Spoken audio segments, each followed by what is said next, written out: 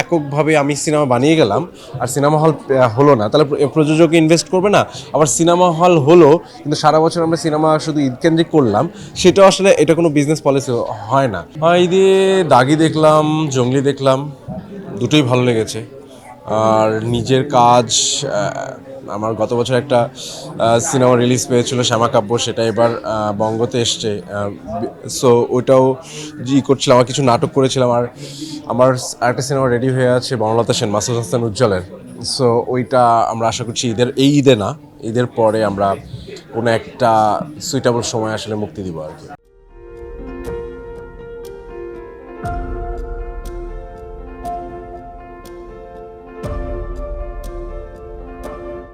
এই যে কাজের ব্যবস্থা এইটুকু, ঈদের কিছু কাজ করছি টেলিভিশনে, মানে এখন অনেকগুলো কাজের ক্ষেত্রে কয়টার নাম বলবো, তবে ঈদের 2-3টা কাজ আসবে এইটুকু এখন পর্যন্ত এনশিওর হয়েছে, সেগুলো টেলিভিশনে শুধু।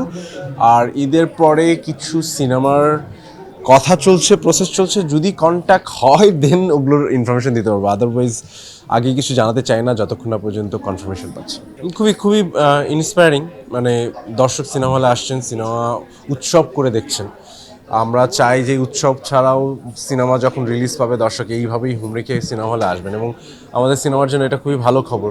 আশা করছি হল সংখ্যা বাড়বে, সিনেমা যেন বিভিন্ন জেলায়, আমাদের যেসব জেলায় সিনেমা হল ছিল, যেখানে অনেক জেলায় আসছি যেখানে এখন সিনেমা হলটাই নেই, সো আশা করছি সেই সব জায়গায় সিনেমা হল আবার নতুন করে তৈরি হবে, এবং এই সিনেমা আসার জোয়ারটার ক্ষেত্রে সেটা হেল্প করবে বাকিদেরকে, অন্তত সিনেমা ইন্ডাস্ট্রিতে ইনভেস্ট করার ক্ষেত্রে। তো আশা করছি সিনেমা হল বাড়ুক, পাশাপাশি ভালো সিনেমা হোক এবং দর্শক সিনেমা হলে আসুক।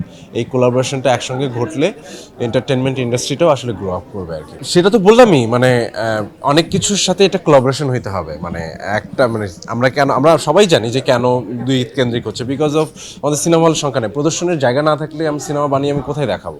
আবার সিনেমা না থাকলে, সারা বছর সিনেমা না হলে প্রদর্শন কোথায় করবে, মানে কেমন প্রদর্শনী, যারা প্রদর্শনের দায়িত্বে আছেন, ডিস্ট্রিবিউশনের দায়িত্বে আছেন, তাদের সিনেমা হলে যদি সারা বছর আমরা সিনেমা প্রডিউস করতে না পারি, সিনেমা না দিতে পারি, তো তারা কেন বিজনেসটা কন্টিনিউ করবে? এটা ভাইস ভার্সা, সবাইকে একসঙ্গে এসে এই কাজটা কোলাবোরেশন করতে হবে। এককভাবে আমি সিনেমা বানিয়ে গেলাম আর সিনেমা হল হলো না, তাহলে প্রযোজক ইনভেস্ট করবে না।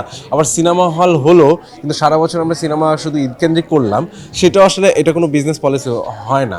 আশা করছি বিজনেসের যারা স্টেক হোল্ডার আছেন তারা নিজেরা এগুলো নিয়ে আলোচনা করছেন, প্রডিউসার যারা আছেন, প্রডিউসার সমিতি আছেন, পরিচালক সমিতি আছেন, তারা নিশ্চয়ই এই বিষয়গুলো বুঝছেন, দেখছেন, বা ডিস্ট্রিবিউটরের যারা আছেন তারা নিশ্চয়ই এগুলোর বিষয়ে উদ্যোগ নেবেন। এগুলো সকলে মিলে উদ্যোগ না নিলে যতটুকু প্রবলেম ফেস করছেন বা দেখতে পাচ্ছেন, সেগুলো সলভ হবে না। আই থিঙ্ক সবাই মিলে একটা তো প্রবলেম সলভ হচ্ছে, যে অন্তত সিনেমা কিছুটা হলেও আসছে এবং দর্শক সিনেমা দেখার আগ্রহ দেখাচ্ছেন, সেইটা খুবই খুশির খবর।